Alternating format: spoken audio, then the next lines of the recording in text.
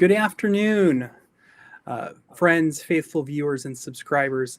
Uh, Thank you for being patient with us today. We were having a little bit of technical difficulties, but I am proud to announce that I have Mr. George Long of Long Life Financial on today Thank you, with me. Kevin. George, thanks for joining me. Sure, my pleasure. So, George has been a financial advisor for more than a decade.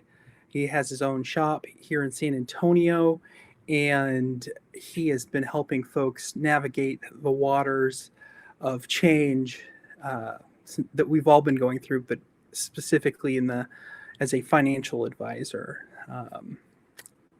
So, George, I guess my question to you is, how has your business changed from day to day since had this started? Well, I think the biggest change is we're definitely using a lot more technology. So we're using Zoom and other formats to communicate with clients. A lot of teleconferences, a lot of DocuSign processes. Um, but I think a lot of hand holding, a lot of communication, a lot of follow up, making sure people understand what they're doing and not doing and why they're doing it. I think has been the biggest difference. So, technology integration into your business. I guess, were you doing a lot of this beforehand as part of Well, your practice? we were, but not with every generation, if you will. So most of the Understood. clients that were millennials or Generation Xers that were early adapters preferred DocuSign, preferred documents stored in a box file. But now we're kind of pushing those out to other generations. Some embrace them, some don't. We still offer the paper and UPS and postal service options, but it seems like it's just more secure and we can execute faster using technology. So I think that's been something new for some of our clients that we're having to work them through getting on uh, certain systems. So, what about pace of business though? Is it taking longer for you to go from first meeting to closing a client now because of all of this? Yeah, it's case by case, but I do feel overall it's taking longer. Um, we're blessed because the professionals like yourselves, we get referrals from different channel partners. So if it's a referral, it typically goes pretty fast if the client has a specific need or level of interest. But with existing clients that we're rebalancing or we're making adjustments, we're definitely the clients is definitely taking their time because they're they don't no one has a clear path of where we're going to be in 3 days or 3 months. So we're seeing people slow down their process making, so we can appreciate that and we're adjusting to that. So, I'm sure when all of this started, you saw, you've got a whole lot of clients that were afraid that the sky was falling and that things were changing. How have you been able to sort of help those folks and adapt their mindset or work with other folks? Well, yeah, that's been the most challenging part. Obviously, I even take my own advice, so I say for myself and my family's future, and I question when, markets have to be basically turned off because the markets are opened up so negative. Not a good sign, by the way. So Right.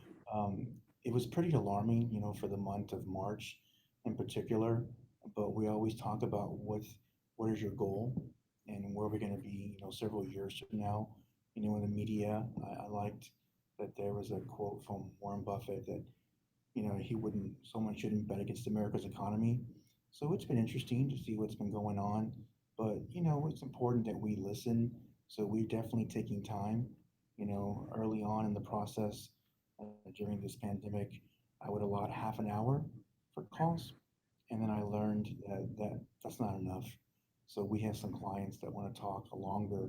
So it's important that I hear what's on their mind and what stresses them out, what keeps them up at night. Some of it's financial. Some are worried about their adult children who have been affected by their employment.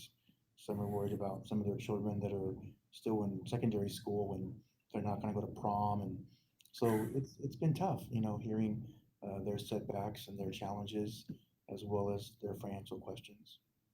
No, and I think that that's very similar to the kinds of things that I see, George, because I think you, like me, we're both advisors, but sometimes we're also psychologists practicing without a license, listening to these people's, our clients, our friends' problems and what they're thinking about, and just trying to provide an ear and whatever professional insight we can, right? Right. Um, Now, I think the market at its lowest was in March was sub 18,000, something like that. That sounds We're about back up above 20. What are we 25. at today? Mhm. And the market's going to close in about 7 minutes, and the Dow's up over 25,000. Well, just under actually, but very close. So, your clients with shorter horizons on retirement and things like that, um, have you seen a lot of change from March to now? Are they more optimistic? Are you feeling more optimistic about things? Yeah, it's certainly case by case, depending on the Hmm. client and how they feel and what their time horizon is. I mean, um, so we're having a lot of conversations. Some clients see opportunity, some clients are very apprehensive and have continued to want to be defensive and be very conservative. Right. So, every client, we tailor everything to their needs. So just because a client is a certain age, or has a certain situation, we want to think that through. But I think there have been a lot of eyes that have been opened, particularly the clients that own businesses, and that we're seeing how well prepared they are for any kind of risk management. This has got to be one for the ages, for our generation. We'll never forget this. I imagine there'll be movies and books and articles about this for years to come. But I think some lessons have been learned. So it'll be interesting to see what the future holds. No, for sure. I think that, at least in my experience, because of the slowdown, a lot of my clients are enjoying the downtime. They were workaholics working 60, 70, 80-hour work weeks, and now they realize that they enjoy some of that. Have you been seeing any of that with your clients? Yeah, I have seen some of that. I have a few clients that are pretty blessed that have houses at lakes and along the ocean. So they've decided to, shelter in place, in Port Aransas or South Padre or Lake LBJ. So we're still in communication, but Yeah, at the lake. So they definitely have their routine down. What's also been very interesting is I've had a few clients contact us and decided to retire early, not so much because their finances or because of situations, they just, due to the stay in shelter in place, if you will, they got to sample what it felt like to be retired for 6, 7 weeks, and the thought of going back to work didn't excite them, so they wanted to crunch numbers and say maybe now's a good time to exit. So that's been very interesting. More of that on my clients in the healthcare side. Um, right. but obviously, now that's what they said. I haven't actually want to actually pull the trigger on that. As the country kind of reopens, we'll see if they get back to being workaholics. But certainly, I've had more people uh, say that all of my kids are at my house. So they had kids in college or kids that maybe lived in apartment complexes, and they just felt mom and dad's house seems like a better place to stay. So a lot more cooking. My family and I actually started a garden, so it's taking roots. Although we haven't had any fruit or vegetables just yet, but we're excited about that. No, I think that it's making people refocus, and I think it's great. I think that the taking the opportunity to do new things, slow down a bit, and try things you normally wouldn't have tried beforehand because we were all busy doing business is great. Um, Now, in addition to investments, you also help people make decisions with regards to insurance products too. Is that correct? Yes, all the time. Yes, sir. So I guess, are you seeing any trends or patterns there, and people looking to get additional insurance, or are more concerned about, I guess life insurance is something that, it's part of planning, and that's part of where our nexus is typically our clients that we work with, they need an estate plan, but they also need to have life insurance or disability and things like that. Are Right. you seeing more people get interested in those kinds of things? Yeah, we've seen a little bit of an uptick, at least people investigating it or be more open to the conversation. Um, Most of the people are more in that baby boomer, generation that are a Right, bit more open to that conversation. We've had a few clients reach out that work in healthcare, um, that have been interested in increasing their policy limits.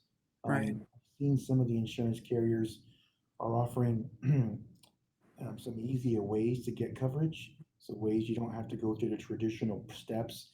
Typically, you have to go through a medical screening where they send like a nurse out to your home or office, or you can go to their clinic and they ask you for a blood sample and urine sample. So some of the carriers are allowing you to use your physician for that part of the process. It's certainly case by case, and they reserve the right to, you know, go back to the old style. Um, right. but that has been on the back of people's mind. The month of May is actually Disability Awareness Month, so we do a lot with professionals. So we've seen a little bit more interest. Can't say we're completely executing there, um, but it is on the people in people's mind. So I guess we'll see how the year plays out. Well, no, definitely. I think the idea of being sick and being required to quarantine yourself for up to 2 weeks, for a lot of small business owners, that could be, severely detrimental to their businesses. So I think, you know, uh, disability would be something that would be very appealing to those kinds of folks. Are you seeing any um, people inquiring with in that regard? Well, a little bit.